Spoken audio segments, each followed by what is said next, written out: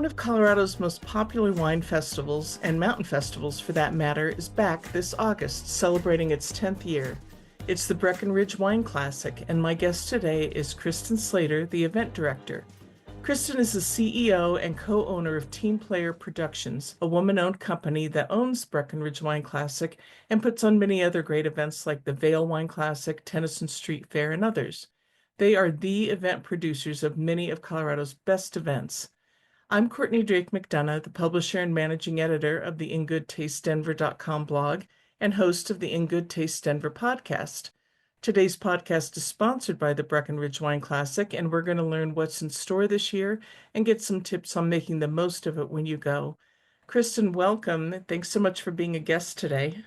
Thank you so much, Courtney. Excited to be here. Yeah, when is the 2025 Breckenridge Wine Classic, and where exactly is it going to be held?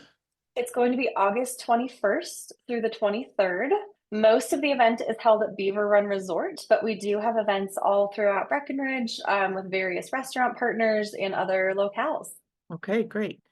Give us an overall description of what the event is all about. Absolutely. So it's 3 days starting on Thursday, August 21st. Thursday night, we kick off with our paired dinners. I believe this year we'll have 5 or 6 of those. Um, those will officially go on sale later on in May. So Thursday night will be the paired dinners with our restaurant partners, including Rootstock, who won a James Beard Award last year, which is very exciting.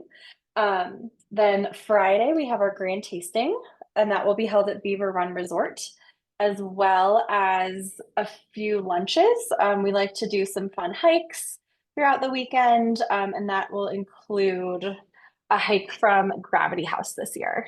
And then Saturday will be more of the grand tasting and some lunches as well. So we like to pair some of the more educational content that might be more intimate with the wineries, as well as the grand tasting. That's kind of the big party of the weekend. Yeah. So it's much more than just wine. It sounds like. Sounds like the Absolutely. food Yes. seems fabulous.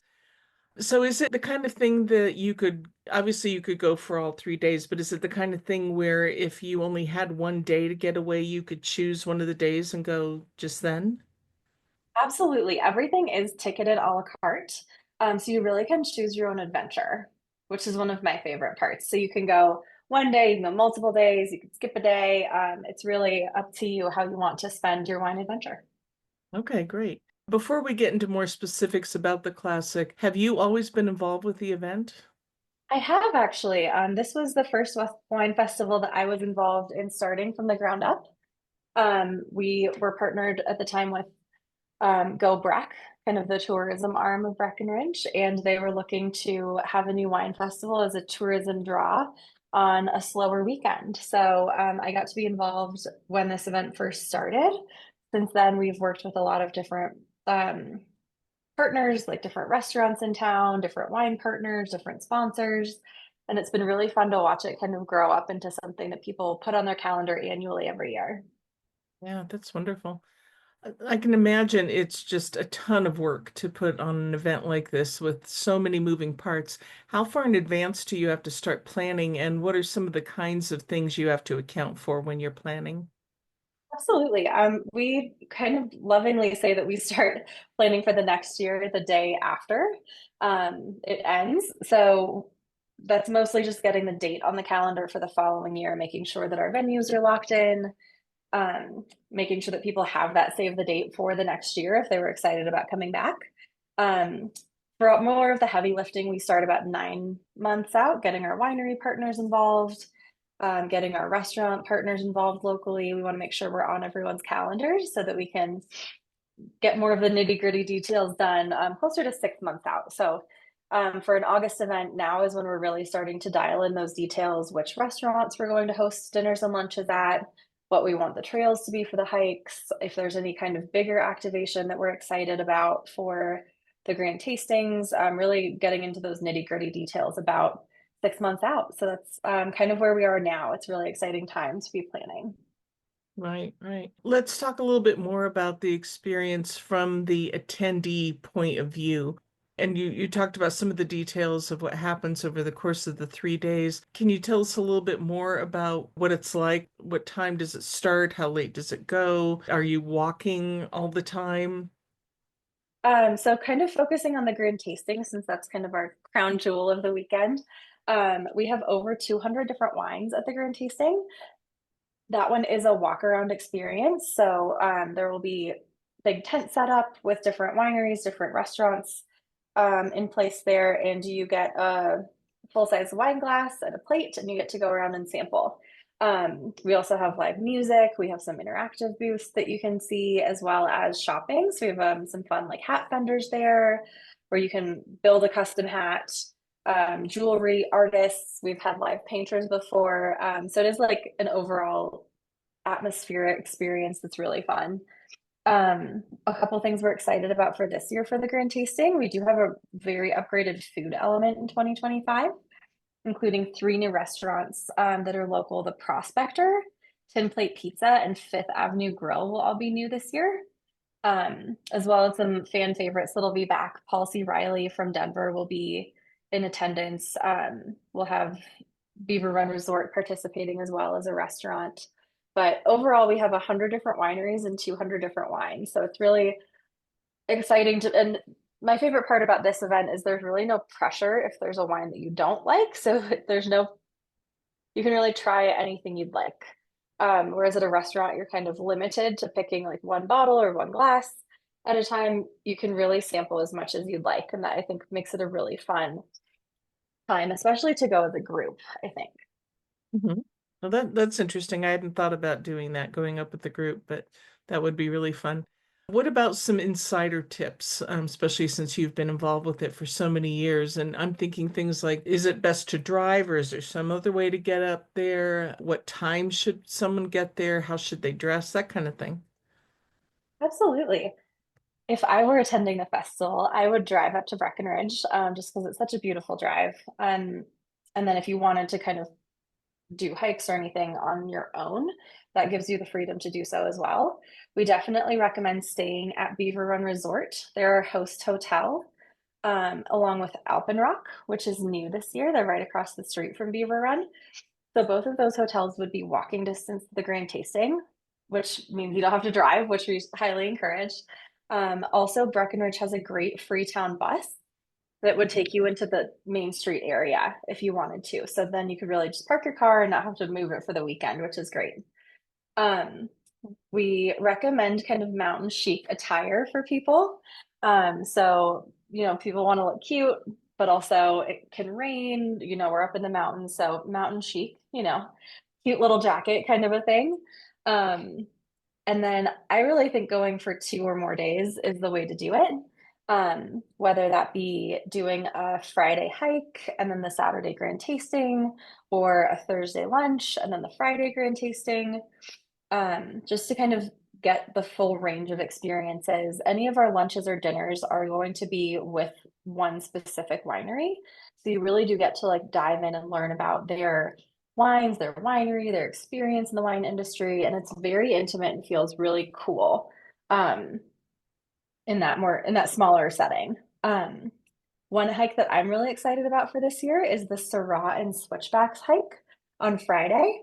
That's going to be in partnership with Aerotos Winery out of Napa, and they're an amazing smaller producer winery, but they specialize in Syrahs, which is really cool and kind of unique. And I'd like to put in a special note about footwear because I've been to a few Yes. festivals in the mountains and it had rained the day before, the ground was muddy, and women in particular showed up with their very cute heels and their little suede boots, and it did not go well for them. So this is the time for Absolutely. That's a sensible, great point. yeah, sensible, comfortable shoes that you're still happy wearing. Wine can be really intimidating for some people. And I've been to a lot of wine festivals over the years, and I definitely learn something every time I go, but I am far from an expert. But is this the kind of event that for most of us you could just enjoy drinking the wine? including people like me who don't know a lot about wine and judge it based on the pretty label? Or is it more for people who are real connoisseurs of wine? Absolutely. One of my favorite things about this event is we really do have a little bit of something for everyone. The paired experiences, like the lunches and dinners, are a little bit more geared toward the connoisseurs, but you really can have a full experience at this festival, even if you are less of a wine connoisseur, more of an enthusiast, casual enthusiast, as we like to say. Um, I personally am more of a beer girl, so it's been really fun to learn about wine through producing this festival. And at the festival, you still can pick wine based on the label, which is one of my favorite parts. The staff who work for the wineries are so accessible and so helpful. They can get as deep into the wine as you want, or they can say, hey, you like Pinots, like you might like this one also, that isn't the Pinot. My favorite thing about the Wine Fest is there's really no pressure. If you don't like something, you can dump it. There's a dump bucket on every table. It's not like you have to finish it. It's not like you've committed to it. Like if you're at a restaurant, and you don't like something that you've ordered. Um, I always find something new, a different varietal that I'm usually not as into. Like I usually don't particularly love Chardonnay as an example, but there's always a Chardonnay that I find that I really like. So I think for someone who might be less of a connoisseur, I think recommending just leaning on the reps and those staff members to help you choose what you might want. You can say, I usually like lighter reds or darker reds, and they're able to really guide you and help you find something you really enjoy. Could you, if you found something you loved, could you buy a bottle there or just take a label and, or take a picture of the label and then buy it when you're back in town? So you can't purchase anything at the festival to take home, but a lot of our reps do have a mail order situation. So if you wanted to buy something right there, they'd ship it to your house for you, Hmm. which is a lot of times more convenient too, that you don't have to like lug it around and fit it in your car and all of that. So we have QR codes on every table that will also show you where you can buy those wines locally, both in Breckenridge and back in the Front Range, which is really fun. No, that's excellent. That's great that you do that. You mentioned that you love the variety and kind of the no pressure of the wines, but what's one of your personal favorite parts about going to the Breckenridge Wine Classic? My favorite part's going with friends. I think that it's just such a fun atmosphere, and it's kind of something where everyone really can choose their own adventure. Where if I wanted to go to try sparklings and my friend really wanted to try something like a Syrah, like we can all go together and go different directions, and then still meet up and have a good time. The atmosphere of this one's really fun. The band is always hopping, and it's right at the base of the mountain, so it's just a really beautiful setting overall. That sounds wonderful. Are tickets on sale now? The grand tasting tickets are on sale now. The paired lunches and dinners will go on sale later in May. And all of those will be on sale until sellout. Last year, we did actually sell out everything, which is a little crazy. So definitely recommend purchasing in advance if it's something you're interested in. Okay. All right. So that answers my next question about how long tickets will be available while Yeah. supplies last. What's the cost breakdown on them? The grand tasting starts at $114. And then everything is ticketed a la carte. So check our website, breckenridgewineclassic.com, to see the individual prices for everything. Okay. All right. So you just mentioned the website, which I'll have you repeat again, but what are the best ways for people to buy tickets and to learn more in case you're also doing, more timely updates on social media or something? Breck Wine Classic is our Instagram handle and Facebook handle. So we do post updates there. We also post a lot of fun content about our winemakers, our chefs, different pairings, different experiences. So definitely follow Breck Wine Classic. And then all of the information to buy tickets is on our website, breckenridgewineclassic.com. Great. Excellent. So I have to ask you for our last question. You organize so many great events, not just this one. When they're over, do you just kind of curl up in the fetal position and sleep for a week? A little bit.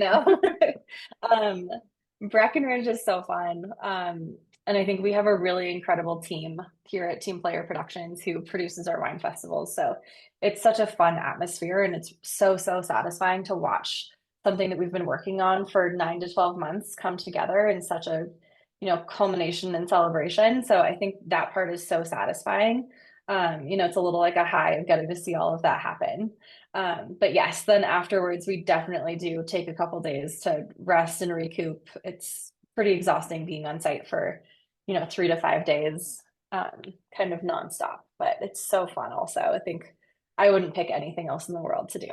Oh, well, that's wonderful to hear. That's always great to hear people love their jobs and enjoy what they're doing every day. Absolutely. Yeah. Well, I'm very excited for it, and we will have this podcast available on iTunes, Spotify, pretty much everywhere you like to listen to podcasts. But we always on ingoodtastedenver.com also have an accompanying article. So we will have an article with some photos from the event and a lovely picture of you so people can see who I've been talking to today, as well as links to the website for ticketing and to your social media. So people can listen to the podcast when they're on that article, but also be able to visualize things and click right through to act on getting tickets, which I certainly encourage people to do. So, Kristen, thank you again for being my guest today and for partnering with In Good Taste Denver for Breckenridge Wine Classic. It's going to be wonderful. I know. I just can feel it, even though I haven't been to it yet. It's going to be great. And thanks for telling us about it. And good luck. Have a wonderful festival this year. Thank you so much, Courtney. We'd love to have you at the festival if you can make it. Absolutely.